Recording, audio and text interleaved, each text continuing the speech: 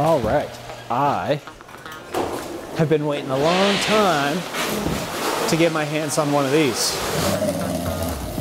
So I first rode this bike back in November of last year in Spain, and I have not ridden it since. And now I've got one for myself that I get to ride on my home trails so I can get a really good feel for the new Orbea Wild.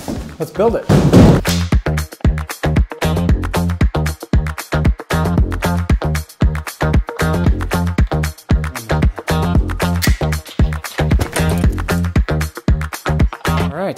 That's gonna do it. Now if it stopped raining, we can go ride this thing. Alrighty, we're Orbea wilding right now. And this trail got hammered with runoff from our crazy winter. Oh baby, here we go.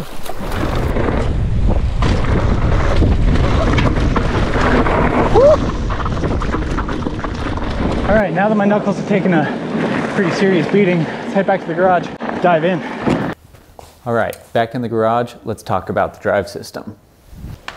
Okay, so the Bosch Performance Line CX is quickly becoming one of my favorite e-bike drive systems, especially when you consider the integration here on the Wild. You can see how clean it is. They've got a wireless remote here. It is very, very clean, and I would argue this is probably one of the cleanest and best m-ltd systems as a whole.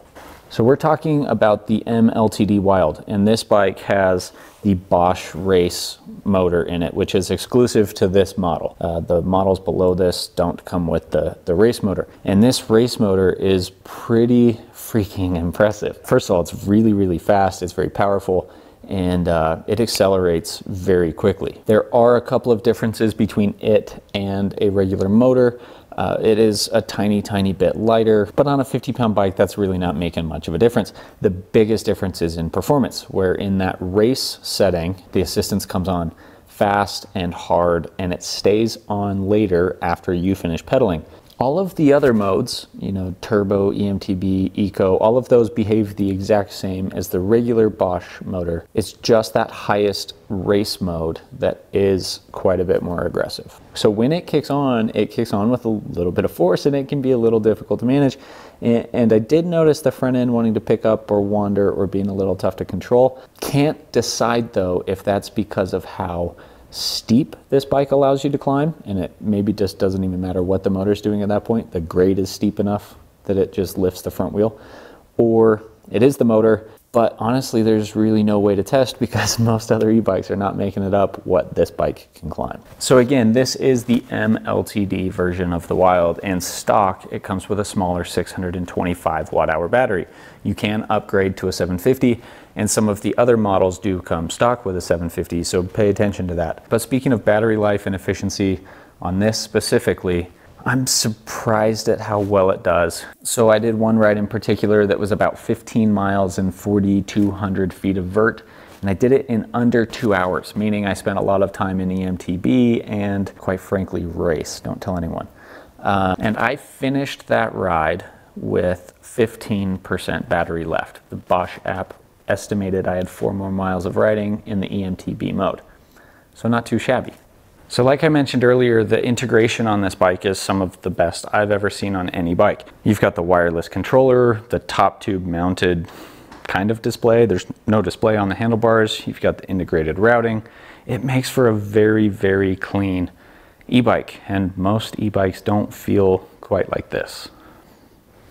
So climbing on the Wild is an experience I think everybody should have at least once because it is very, very fun. The type of terrain that it unlocks is pretty ridiculous. You can climb the steepest, stupidest trails and blast through uphill tech as if you were riding it downhill, which I haven't quite experienced on any other bike to date. The combination of the drive system, the suspension platform, and the geometry make this maybe the best climbing e-bike I've ever ridden. Starting with the Wild's geometry, the theme of this bike is balance. The bike is very balanced in almost every regard. The weight distribution between the wheels is split evenly between the front and back. The seat tube feels just right. The head tube angle is just where you'd want it on a big bike like this. The rear center is proportional to the front, at least in my size, in XL. It would be nice to see some size-specific chainstays, especially because those are becoming more and more standard on new bikes these days. Orbea has done a top-notch job of designing this frame. There's not a single number that stands out as being questionable or weird, either on paper or out on the trail. And all of this leads to a bike that's easy to control on the climbs, and it would have to be too, because with the power of the Bosch race motor combined with poor geometry, that thing would be impossible to keep under control. Even with the Wild's excellent body position, the bike can get away from you from time to time in that race mode. The suspension platform contributes to the Wild's climbing performance as well. The bike sits a little higher in its travel and it doesn't get into the travel quite as much. The benefit of that is twofold. First, your weight is going to stay centered over the bike or a little more forward than if you were to sag in more. And second, there's an efficiency gain when you're not bobbing up and down the entire time. There are bikes that offer more traction and comfort though. Still, it does a perfectly acceptable job of generating traction. And I would argue that this is still probably one of the best climbing e-bikes out there. So jumping into the downhill, I will start this off with a bit of a correction from my first ride or first impressions video. In that video, I called it very deep, very plush, and very bottomless. And I would have to take away that very in front of that plush, especially riding the bike in some rougher, more chattery terrain. I do not think this is the plushest e-bike on the market. It is still very deep, it is still very capable, it is still very bottomless, it is still a very aggressive descending e-bike, but plush is not the first word I would use to describe it. It is very true to Orbea's roots. It is firm and supportive. And while it's not the plushest e-bike I've ridden, it still has a bit of the e-bike effect to it. What I mean by that is it rides bigger and deeper and softer than a non-e-bike would. And the example here is the Rayone and the Wild. Very similar bikes. One has a motor, one does not. And the one with the motor rides a lot bigger and deeper than the one without. Still, the suspension is on the firm and supportive side of the spectrum. It's great for a well-balanced ride quality, and I think this goes a long way in making the Wild feel active and lively, even on mellower terrain. In fact, it's one of the standout qualities of the bike for me. Even though it's a big, burly e-bike, it never feels cumbersome or sluggish, and you never feel like you're overbiked. Big e-bikes can tend to feel pretty numb and clunky and cumbersome, and the Wild never does. But when you find yourself in terrain that does require a big bike, the Wild feels right at home. It's a very capable and aggressive descender. It handles big impacts very well, and the suspension feels very deep and bottomless. It absorbs big compressions with a really good amount of composure. Feels like you're jumping into a giant beanbag. The suspension design complements the geometry well. They both offer a balanced ride quality and quick, precise handling. In fact, the Wild has some of the best handling of any full-size e-bike I've ever ridden. It doesn't understeer and push through corners like many of the heavyweights do. It doesn't resist changes in direction or fight you when you try to get it off the ground. In fact, it corners, unweights, and bunny hops very well. In addition to the geometry, I think the frame itself contributes a bit to that quick handling. Orbea has foregone a port or a door in the down tube so that you can quickly remove your battery. And the benefit there is you are able to make the frame stiffer because there's not a giant hole in it. Orbea claims the stiffness increase is 51% over the previous Wild, which is a ton. And I do think it's a bit of a double-edged sword. That stiffness is great when it comes to a handling standpoint. It's very fast, it's very responsive, it doesn't lag behind you or feel noodly, but I do feel like that's one of the reasons why the bike is not very plush, is it's maybe not the suspension, you're feeling a lot through the frame. In my opinion, the handling benefit is very much worth it because that is my favorite thing about the bike. So overall on the descents, the Wild is very responsive. It's very fun to ride.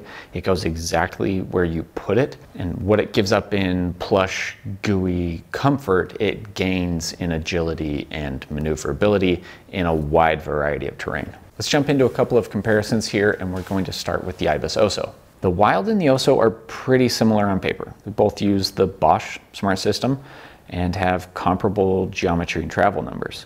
The suspension feel between the two bikes differs quite a bit though.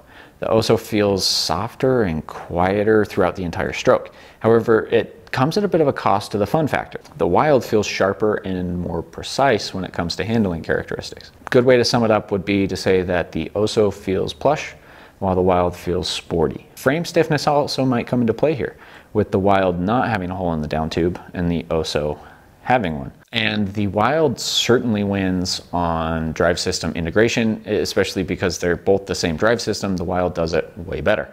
The Oso has a lot more going on and it is a little more clunky. Now we're going to compare it to the Yeti 160E. Again, these two bikes are similar when it comes to the frame, geometry, travel, wheel size, and all of that. And the suspension platforms between these two feel pretty similar as well. The biggest difference between them is the drive system.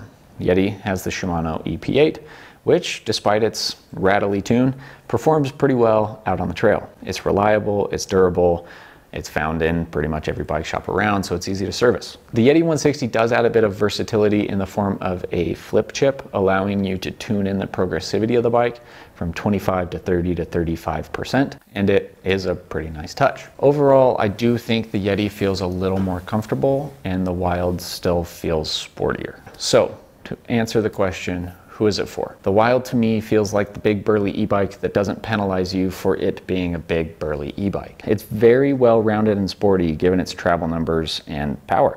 And I'd like to argue it's more all mountain than it is enduro, just like its analog brother, the Rayone, that kind of lands on the all mountain side of the enduro category. It offers exceptional handling and rides a bit lighter than it appears. All of that said, it's pretty easy to recommend the Wild to just about anybody looking for a full-size, full-power e-m-tb.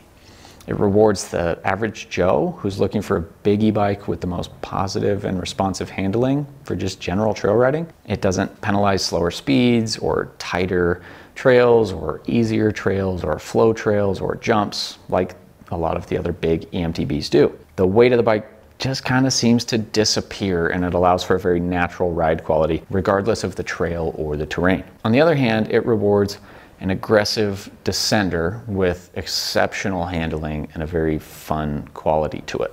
However, that rider should expect to bring a lot of control and strength for when things get rowdy.